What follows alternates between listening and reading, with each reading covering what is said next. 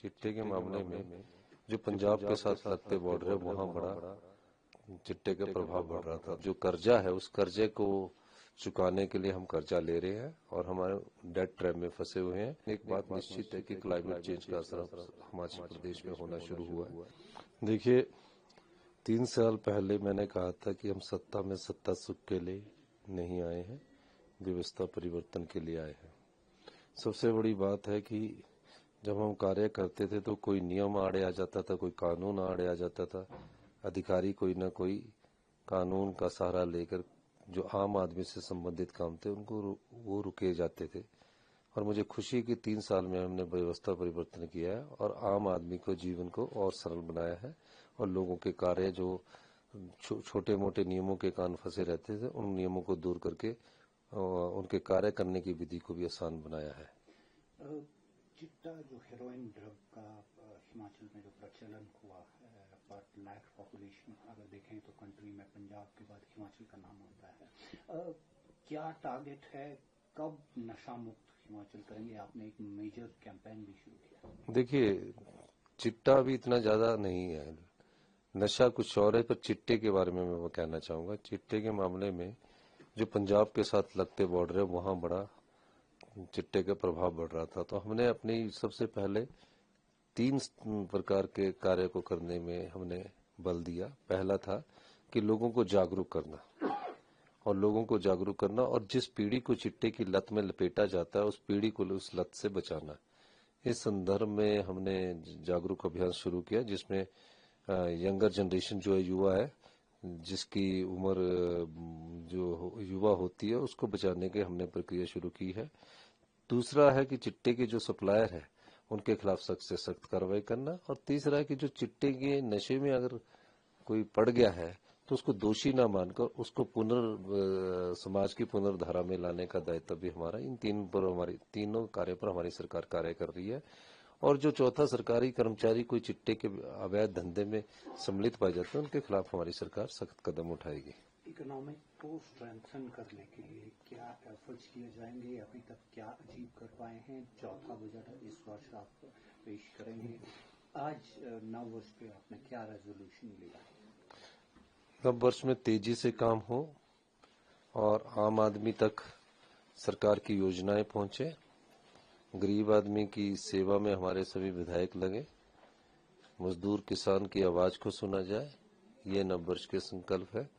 लेकिन मैं कह सकता हूं कि जिस प्रकार की भीषण आर्थिक परिस्थितियों में हमें सत्ता मिली, 76,000 करोड़ रुपए का कर्ज था और 10,000 करोड़ की 6th पे कमीशन की कर्मचारी और अधिकारियों की लायबिलिटीज थी। इन सब चुनौतियों का हमने सामना किया और जो आरडीजी थी, जो भारतीय जनता पार्टी की सरकार के समय 11,000 करोड़ मिलती थी, इस वर्ष हमें सिर्फ 3200 करोड़ मिली। फिर भी हम सभी प्रकार के कार्यों को धीरे धीरे करने में सफल हुए हैं और मुझे खुशी है कि जिस अर्थव्यवस्था की आत्मनिर्भरता की मैं बात करता हूँ उस आत्मनिर्भरता की दिशा में आगे बढ़ना शुरू हुई है।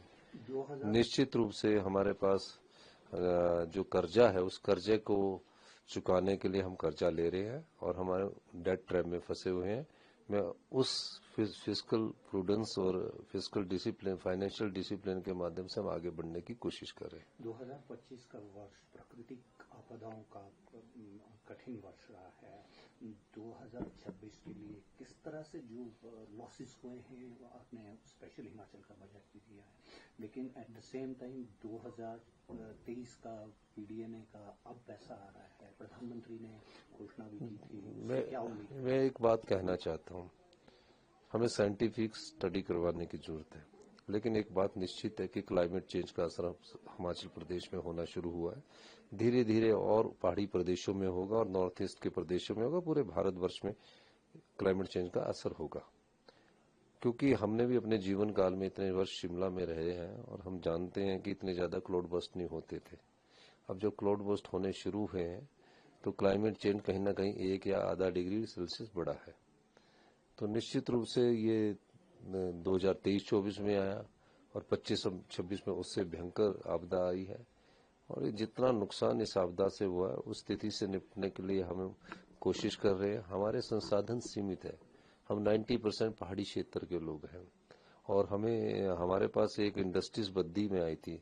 बद्दी में जो इंडस्ट्री आई थी उससे भी हमें फाइनेंशियल नुकसान ये हुआ कि जीएसटी लगने के बाद से जहां से 3-4 हजार करोड़ रुपए में बैट और एक्साइज आता था, आज घटकर 150 करोड़ रुपया हो गया, क्योंकि जीएसटी कंज्यूमर बेस्ड है, प्रोडक्शन स्टेट बेस्ड नहीं है।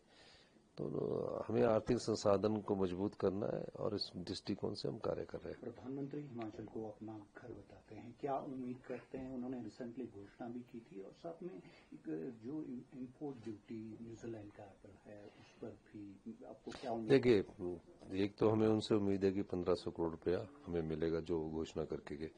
दूसरा, हमारे हिमाचल प्रदेश की जो एप्पल इकॉनमी है उसमें जो अभी न्यूजीलैंड के साथ जो समझौता हुआ है उसमें अगर उन्होंने एप्पल के आयात पर छूट दे दी तो उससे हिमाचल प्रदेश के एप्पल ग्रोइंग बेल्ट में हमें नुकसान होगा।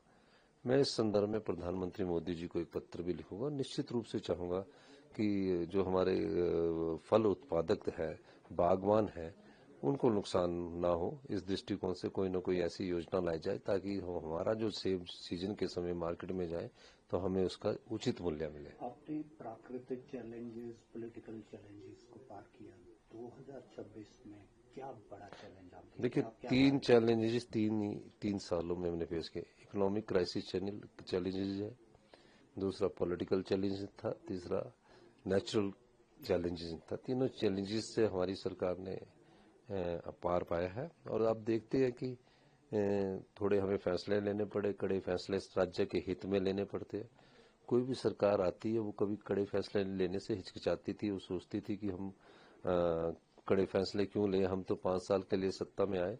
मेरा ये मानना नहीं है। मेरा कर्म ये है कि मैं अगर अच्छा मुझे लगता है तो मैं उस फैसले को करता हूँ। उसका स्वाद आमले की तरह थोड़ा सा कड़वा होता है, धीरे धीरे वो मीठा लगना स्टार्ट हो जाता है। तो अब मीठा लगने का स्वाद शुरू हो चुका है। आप हमेशा कहते हैं हिमाचल नॉर्थ इंडिया के लंग्स हैं, ग्रीन एनर्जी में किस तरह से? नहीं, हम तो लंग्स ऑफ नॉर्थन इंडिया है, water ball of north India भी है, इसमें कोई दो राय नहीं है। लेकिन हमें इस संपदा को पहचानना है। अब हम इस संपदा को हमने पहचाना है, अपने अधिकारियों की लड़ाई लड़ रहे हैं और इसमें हम आगे सफलता हमें मिलेगी।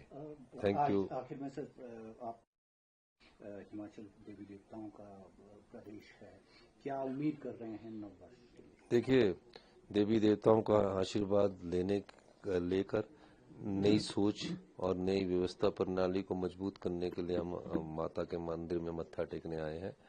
और हम निश्चित रूप से माता से आशीर्वाद मांगा है। देवी देवताओं के प्रदेश में देवी देवताओं का आशीर्वाद हमेशा से कांग्रेस की सरकार पर बना है।